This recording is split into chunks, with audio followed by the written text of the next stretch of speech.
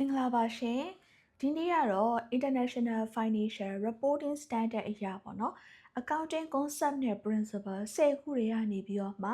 တစ်ခုဖြစ်တဲ့ Accrual Accounting Concept အကြောင်းကိုရှင်းပြပေးမှာပဲဖြစ်ပါတယ် Accrual Accounting Concept ဆိုတာကကြတော့ငွေတကယ်ဝင်တာငွေတကယ်ထွက်သွားတာကိုကြည့်ရမျိုးမဟုတ်ဘဲနဲ့ပေါ့နော် transaction တစ်ခုဖြစ်တဲ့အချိန်မှာစာရင်းသွင်းရတဲ့ concept ဖြစ်ပါတယ်ဥပမာကိုယ့်ရဲ့ customer ကိုအကြွေးရောင်းလိုက်တယ်ပေါ့နော် credit terms တစ်ခုနဲ့အကြွေးရောင်းလိုက်တဲ့အချိန်မှာငွေကတော့ဒီလမှာမရသေးဘူးဒါပေမဲ့လို့ပစ္စည်းကတော့ရောင်းပြီးသွားပြီပေါ့နော်ရောင်းပြီးသွားပြီဖြစ်တဲ့အတွက်ကြောင့်မို့လို့ credit sales အနေနဲ့ sale revenue အနေနဲ့စာရင်းသွင်းရမှာဖြစ်ပါတယ်ဒီအချိန်မှာကိုကငွေတကယ်မရသေးတဲ့အတွက်ကြောင့်မို့လို့ရရန်ရှိဆိုပြီးတော့မှ account receivable မှာလည်းစာရင်းသွင်းရပါမယ်အဲ့ဒါကြောင့်မလို့ဒီ accrual accounting concept ကငွေရတော့မှမဟုတ်ဘဲနဲ့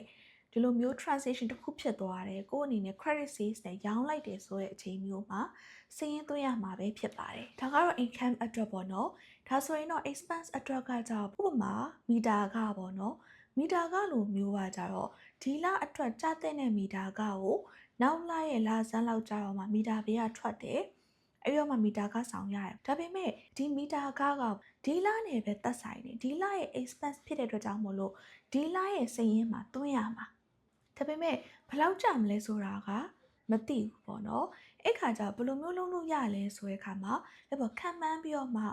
စာရင်းသွင်းရတယ်ဘယ်လိုခံမှန်းလဲဆိုရင်ကြတော့ပြီးခဲ့တဲ့လလက်ဖြူမီတာကဘယ်လောက်ကြာခဲ့လဲပေါ့နော်ဥပမာ၄သိန်းကြာရဲဆိုပါစို့ဒါဆိုလို့ရှိရင်ကြတော့ဒီလကရာသီဥတုရလည်းပိုပူတဲ့အတွက်ကြောင့်မလို့မီတာကပိုတက်နိုင်တယ်ဆိုပြီးတော့မှဒီလရဲ့မီတာကအနေနဲ့ပေါ့နော်9သိန်းခွဲဆိုပြီးတော့မှလက်ဖြူကစာရင်းသွင်းလိုက်တယ်ငွေရကြတော့တကယ်ပေးလိုက်ရတာမဟုတ်သေးတဲ့အတွက်ကြောင့်မလို့အကောင့်ပေးတွေပဲငွေပေးရင်ရှိဆိုပြီးတော့မှစာရင်းထပ်သွင်းရပါတယ်ဒီလိုနဲ့မီတာကတကယ်ထွက်လာတဲ့အချိန်မှာလက်ဖြူရှေ့ကခံမှန်းပြီးတော့မှထည့်ထားတဲ့ amount နဲ့တကယ်ကြတဲ့ amount တွေကမတူတဲ့အချိန်မှာဆိုလို့ရှိရင်တော့ adjustment ပြန်လုပ်ရမှာဖြစ်ပါတယ်။ဒါကြောင့်မို့လို့ accrual accounting concept ကိုလုပ်ငန်းကြီးတွေနဲ့ IFRS ကိုလိုက်နာတဲ့ company ကကျင့်သုံးကြတာများပါတယ်။ဒီ concept ရဲ့စတင်ဘက်မှာဆိုလို့ရှိရင် cash accounting concept ဆိုတာရှိရပေါ့နော်။သူကကြောင့်ငွေတကယ်ဝင်နေငွေတကယ်ထွက်သွားတော့မှစာရင်းသွင်းတဲ့ပုံစံပေါ့နော်။ဒါပေမဲ့ဒါကကြောင့် IFRS အရာဒီသူ့ရဲ့ standard ဟုတ်မနေဘူးပေါ့နော်ဒါပေမဲ့လည်းလုပ်ငန်းသေးလေးတွေအတွက်ဆိုလို့ရှိရင်တော့ဒီ concept ကတော့ပို့ပြီးတော့မှ